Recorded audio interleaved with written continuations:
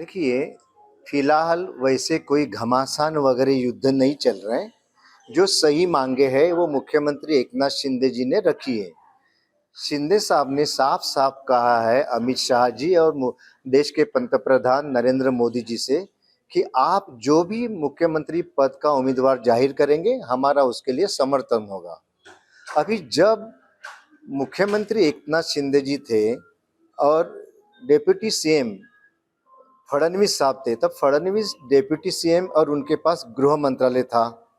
तो वही पद अभी जब हम मांग रहे हैं, मुख्यमंत्री एकनाथ शिंदे जी मांग रहे हैं कि मैं डिप्टी सीएम अगर बनता हूं तो मेरे पास गृह मंत्रालय होना चाहिए जिस प्रकार से तुम्हारे पास था। तो उन्होंने गलत कुछ भी नहीं मांगा था। जो तुम्हारे पास था वो हमारे पास दे दो, जो हमारे पास था तुम्हारे पास ले लो। तो जो सही मांग है वो उन्होंने की है। तो उस मांग का भविष्य में जो सारे इलेक्शन आने वाले हैं, मुंबई का म्युनिसिपल कॉरपोरेशन हो, जिला परिषद हो, पंचायत समिति हो, वो भी हमें जीतनी है। देश की आर्थिक राजधानी अगर हमारे हाथ में रखनी है तो उस वक्त कुछ दिन पहले जो तुम्हारे पास था वो आज हमारे पास दे दो, ताकि सब कुछ स्मूथ चलेगा और हम देश की आर्थिक राजधानी को भी काबिज कर सकते हैं। ये सही मांग है उनकी। तो भाजपा के जो वरिष्ठ नेता हैं उन्होंने इस बात को सोचना चाहिए और दे देना चाहिए। पहली बात ने कोई झगड़ा है ही नहीं। जो जेन्युइन मांगे है वो मुख्यमंत्री एकनाथ शिंदे जी, काजी और मुख्यमंत्री उन्होंने रखी हुई है। उसके ऊपर लगभग अभी फाइनलाइजेशन होने जा रहे हैं। आज शाम तक या कल सुबह तक मुख्यमंत्री कौन होगा और किसको क्या-क्या पोर्टफोलियो मिलेगा, ये सारी जनता के सामने हम रखेंगे। पूरे देश को ये बात मालूम पड़ जाएगी कि महाराष्ट्र में जिस प्रकार से पहले पिछले 2.5 साल अच्छी प्रकार से सुव्यवस्था से काम कर चला है, उसी प्रकार से आगे के 5 साल भी महायुति सरकार चलेगी। संजय राउत जी ने कुछ समय पहले ये कहा कि 2.5 साल पहले जब हमारे मुख्यमंत्री थे उद्धव ठाकरे जी, उस वक्त हमने बहुत बड़ी गलती की थी कि गृह मंत्रालय हमने एनसीपी को दिया था। अगर वो हम नहीं देते तो हमारी सरकार गिरती नहीं। मतलब उनको अभी ये जाग आ गई, नींद में से वो अभी जागे कि गृह मंत्रालय बहुत इम्पोर्टेंट होता है। हमने उस वक्त शरद पवार जी के एनसीपी को ये देके बहुत बड़ी गलती की थी, उसी की वजह से हम हारे थे। और आज जब हमारे मुख्यमंत्री एकनाथ शिंदे जी ने गृह मंत्रालय मांगा है तो वो ये कह रहे हैं कि सरकार बनाने से इन लोग आगे पीछे क्यों कर रहे हैं, गृह मंत्रालय इतना क्या बड़ा होता है, गृह मंत्रालय के लिए वो की वजह से इन लोग सरकार स्थापन करने में इतनी देरी कर रहे हैं।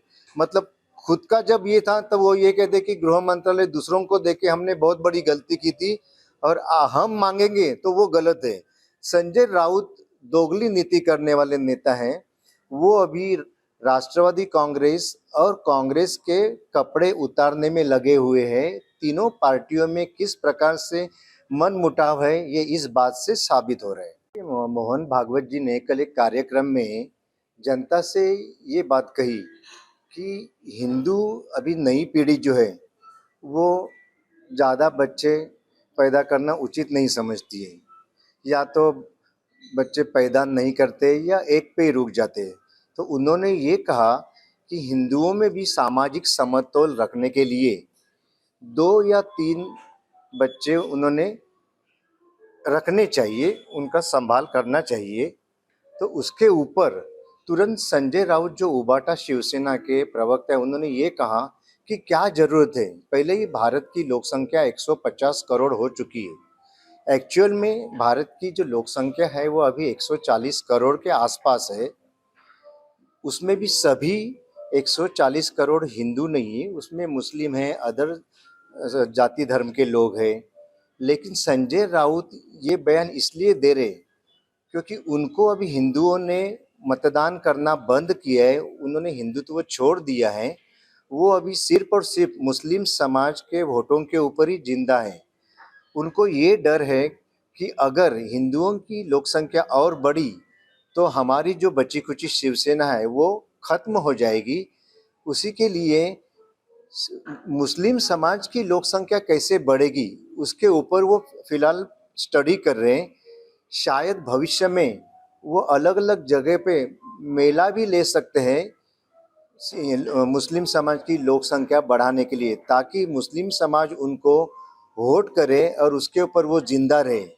हिंदू लोगों ने अब उनको लताड़ दिया है क्योंकि उन्होंने हिंदुत्व को तिलांजलि दी है। कुछ महीनों पहले जब बांग्लादेश का जो प्रकरण हुआ सारे देश को मालूम है, उस वक्त वहाँ के हिंदुओं के ऊपर जो अत्याचार हुए, माँ बहनों के साथ जो वहाँ पर अघटित हुआ, उसके लिए हमारे पंतप्रधान नरेंद्र मोदी जी ने तुरंत आवाज उठाया था। उन्होंने मांग की कि बांग्लादेश के किसी भी हिंदू के साथ कोई भी प्रकार का अनाचार या अत्याचार नहीं होना चाहिए। उसके लिए आपकी सरकार ने कड़े कदम उठाने चाहिए, वरना फिर हमें उसके अंदर दखल अंदाजी देनी पड़ेगी। तो उस बात को सुनकर आज वहाँ पे सुव्यवस्था रखी जा रही, लेकिन फिर भी उसमें काफ़ी कमियां हैं। तो हमारी फिर एक बार मांग है कि बांग्लादेश के हिंदू बांग्लादेश में सुरक्षित रहने चाहिए। एक रहेंगे तो सेफ रहेंगे, ये कहावत जो है वो सारी दुनिया के लिए लागू होती है, सिर्फ हमारे महाराष्ट्र में या हिंदुस्तान में ही नहीं। कोई भी जाति धर्म का आदमी हो, वो अगर संगठित रहते हैं तो उसे सारे फायदे मिलते हैं। असंगठित लोगों को दुर्लक्षित किया जाता है, उनके ऊपर अत्याचार होते, अन्याय होते। तो इसीलिए ये जो एक रहेंगे तो सेफ रहेंगे, उसी का के नतीजे से देखिए अभी जो इलेक्शन हुआ विधानसभा, उसमें सारे हिंदू एक रहे, इसलिए सेफ है। और सभी जाति धर्म के लोगों ने एक रहना चाहिए, आपस में मिलकर रहना चाहिए, एक दूसरे को सपोर्ट भी करना चाहिए।